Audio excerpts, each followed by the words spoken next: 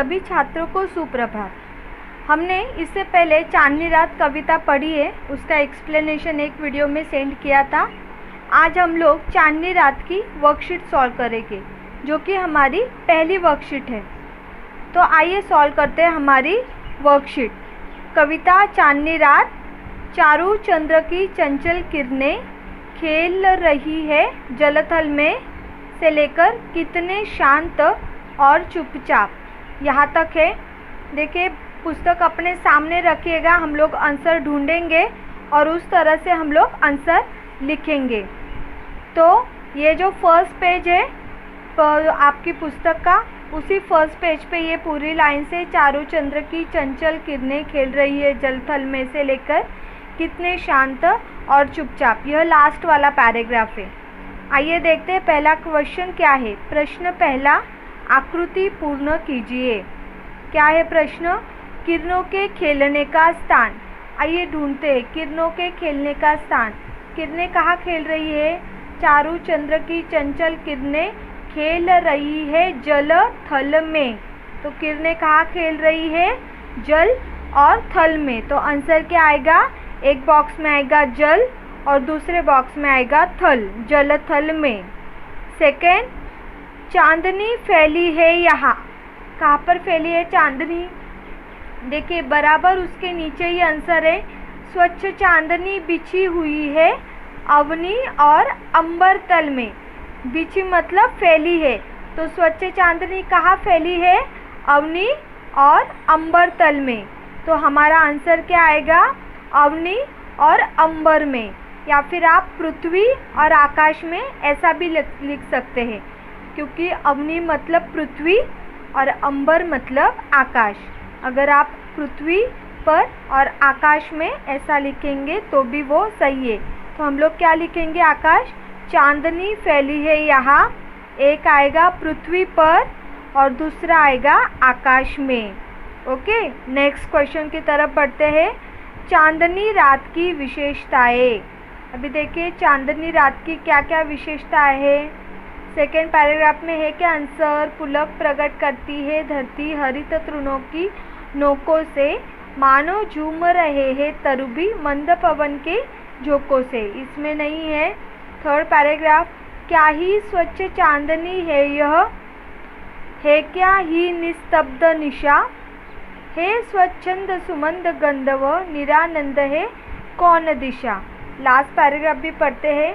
बंद नहीं अब भी चलते हैं नियति नट के कार्यकलाप, पर कितने शांत भाव से, पर कितने एकांत भाव से, कितने शांत और चुपचाप।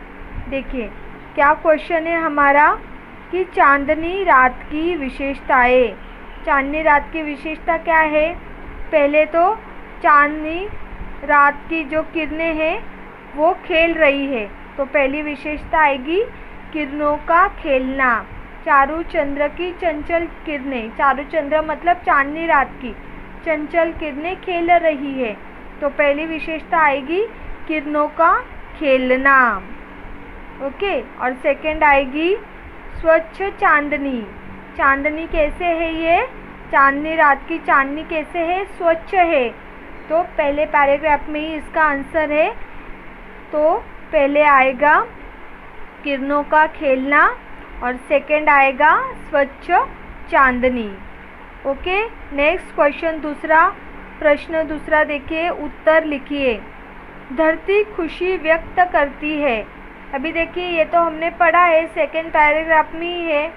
पुलक प्रकट करती है धरती हरित तृणों की नोकों से, मतलब धरती अपनी खुशी कैसे व्यक्त करती है? हरित तृणों की नोकों से। तो आंसर क्या आएगा? हरी घास की नोकों से, या फिर हरित तृणों की नोकों से।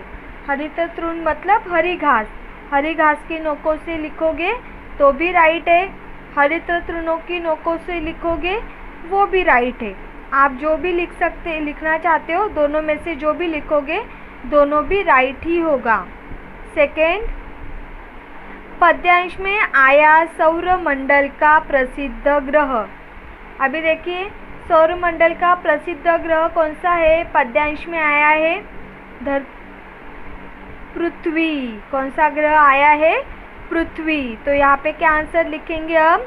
पद्यांश में आया सौरमंडल का प्रसिद्ध ग्रह पृथ्वी। पृथ्वी के बारे में बताया जा रहा है ना, ये सब चांदनी रात की विशेषता, पृथ्वी पर चांदनी फैली है धरती पर।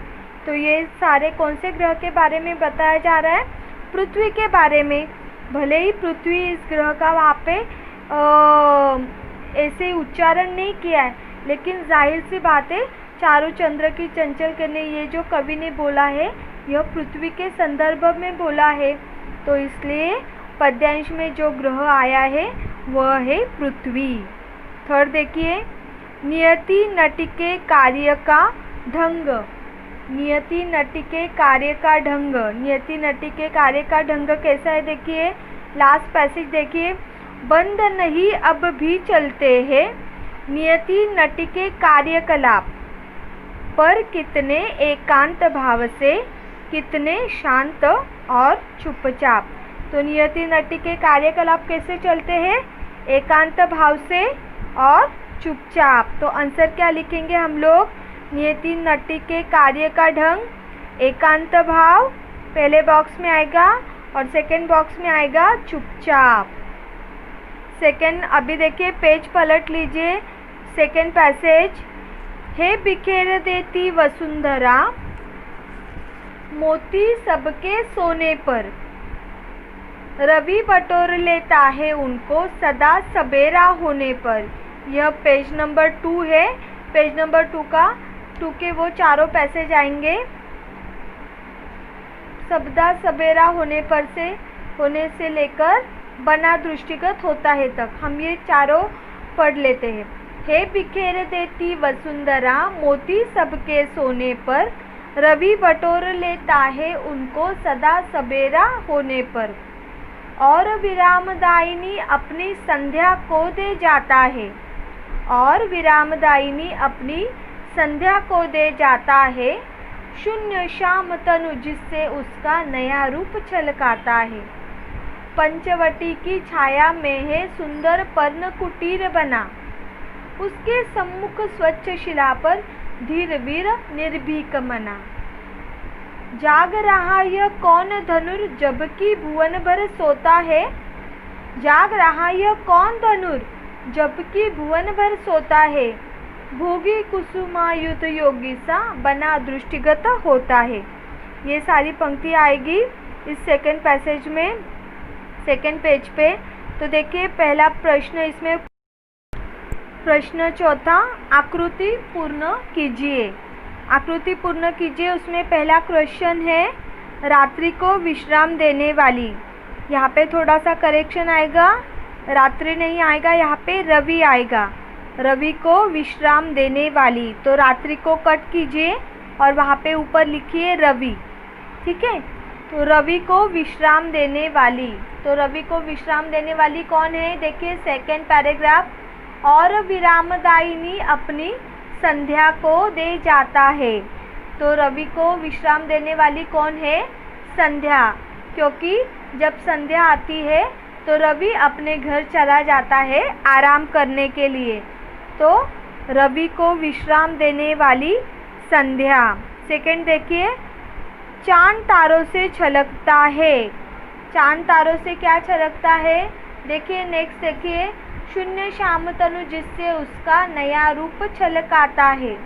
तो आंसर आएगा चांद तारों से छलकता है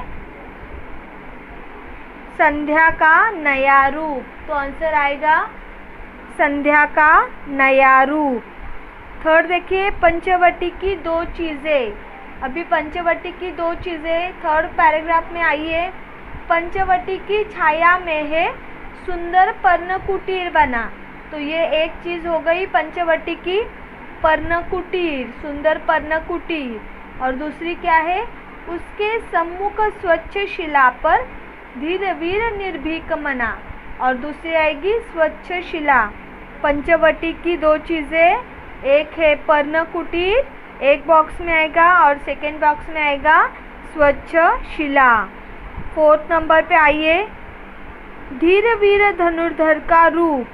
अभी देखिए धीर वीर धनुर्धर का रूप कैसा है? यहाँ पे कवि क्या बता रहे हैं, देखिए लास्ट पैराग्राफ में ये आंसर दिख रहा है। जाग रहा यह कौन धनुर, जबकि भुवन भर सोता है। भोगी कुसुमा युद्ध योगी सा। योगी सा, धनुर्धर का रूप कैसा है, योगी जैसा। तो यहाँ पे आंसर क्या आएगा, धीरवीर धनुर्धर का रूप आएगा योगी जैसा।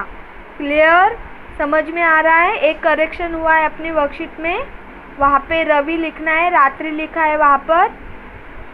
क्वेश्चन नंबर 5, ऐसे 2 प्रश्न बनाइए जिनके उत्तर निम्नलिखित शब्द हो। अभी ये क्या है कि आपको ऐसे शब्द दिए जाएंगे जिसका आपको प्रश्न बनाना है, मतलब प्रश्न ऐसा बनना चाहिए कि जिसके उत्तर यह शब्द होने चाहिए। फॉर एग्ज़ाम्पल जैसे मेरा नाम ले लेते हैं, मेरी हिंदी टीचर का नाम क्या है, तो आएगा मेरी हिंदी अध्यापिका का नाम क्या है, तो आंसर आएगा यशोधरा। अगर आपको वर्ड दिया है यशोधरा, तो यशोधरा के ऊपर क्वेश्चन बनाना है, मेरी हिंदी अध्यापिका का नाम क्या है, यशोधरा। मतलब जो आपको शब्द दिया है जिसके ऊपर क्वेश्चन बनाना है, वह क्वेश्चन ऐसा होना चाहिए जिसका उत्तर वह शब्द आना चाहिए। देखिए पर्णकुटीर यह शब्द दिया है, तो पर्णकुटीर से क्या प्रश्न बनेगा, अपने टेक्स्ट बुक में ढूंढते हम लोग, पंचवटी की छाया में है सुंदर पर्णकुटीर बना। यहाँ पे है पर्णकुटीर, तो क्वेश्चन क्या बनेगा कि पंचवटी की छाया में क्या बना है या क्या बनी है, बनी आएगा, सॉरी बनी आएगा, कुटीर। ओके, पंचवटी की छाया में क्या बनी है, तो उत्तर आएगा पर्णकुटीर, यानी झोपड़ी बनी है। तो यह क्वेश्चन लिखेंगे आप लोग आगे पर्णकुटीर के सामने, पंचवटी की छाया में क्या बनी है, क्वेश्चन मार्क। सेकंड देखिए धनुर्धर, अभी धनुर्धर का क्या आएगा क्वेश्चन, यहाँ पे क्या दिया है, जाग रहा यह कौन धनुर, जबकि भुवन भर सोता है। अभी टेक्स्ट बुक में से ही देखकर हम लोग क्वेश्चन बना रहे हैं कि कौन जाग रहा है, तो उत्तर क्या आएगा, धनुर्धर जाग रहा है। तो हमारा क्वेश्चन राइट है, तो क्वेश्चन लिखेंगे हम लोग कौन जाग रहा है। अभी फॉर एग्जांपल देखिए मैं आपको एक शब्द बताती हूँ, फॉर एग्जांपल मैथिली शरण गुप्त, ठीक है, मैथिली शरण गुप्त, ये आपको शब्द दिया है जिसके ऊपर से आपको क्वेश्चन बनाने, ऐसा क्वेश्चन जिसका उत्तर एक वाक्य में ही होना चाहिए, है ना। तो ऐसा प्रश्न बनाना है, मैथिली शरण गुप्त के ऊपर से चांदनी रात के कवि का नाम क्या है, क्वेश्चन आया, चांदनी रात कविता के कवि का नाम क्या है, उसका उत्तर क्या आएगा, मैथिली शरण गुप्त, राइट। तो आया समझ में आपको।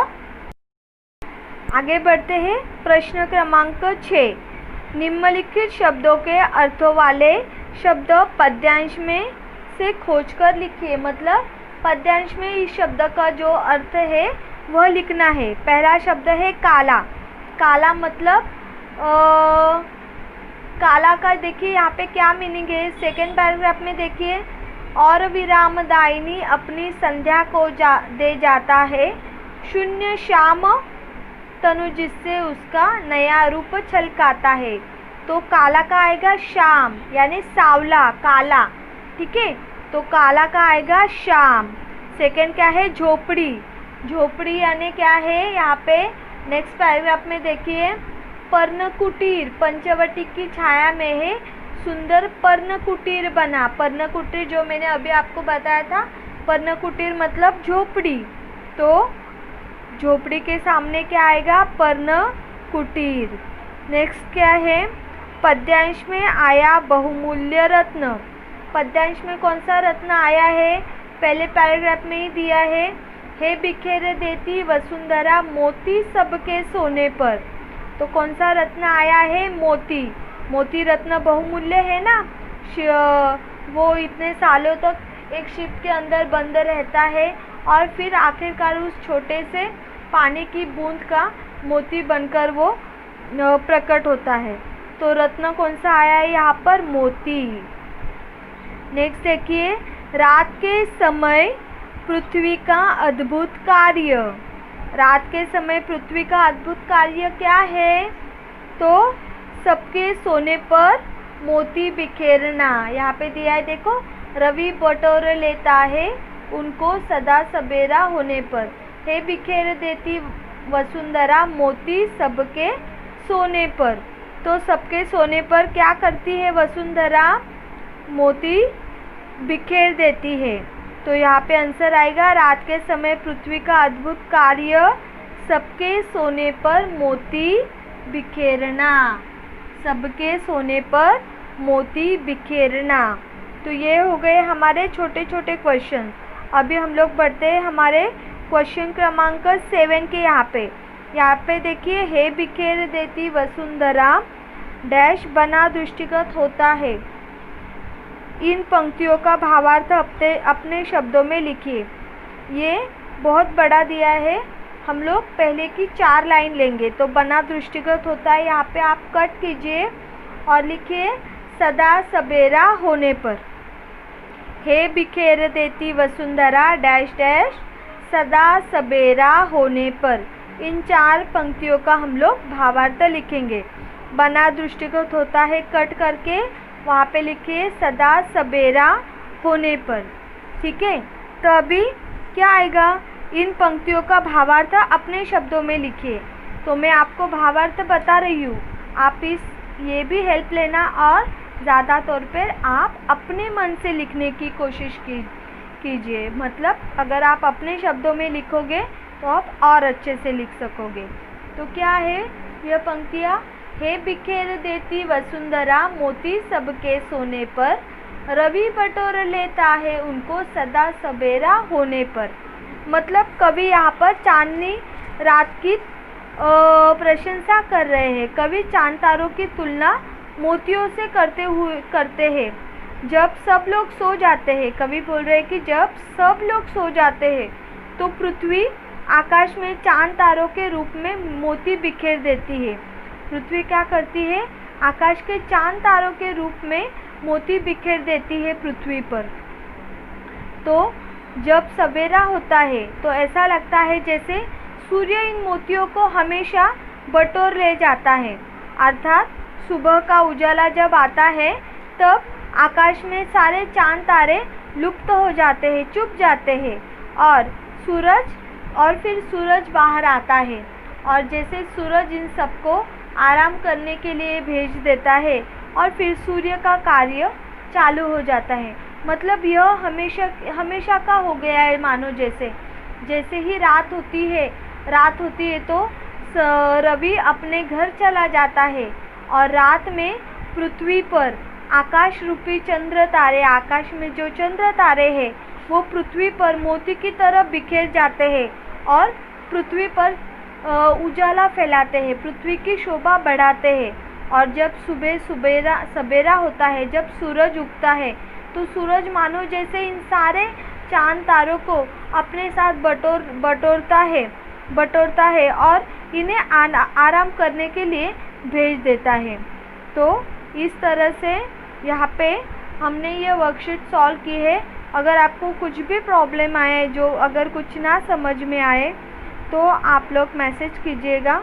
आपको जो भी नहीं समझ में आया वो फिर से समझा दूंगी। क्लियर? यहाँ पे हमने 2 करेक्शन किए हैं, वो 2 करेक्शन भी कर लेना।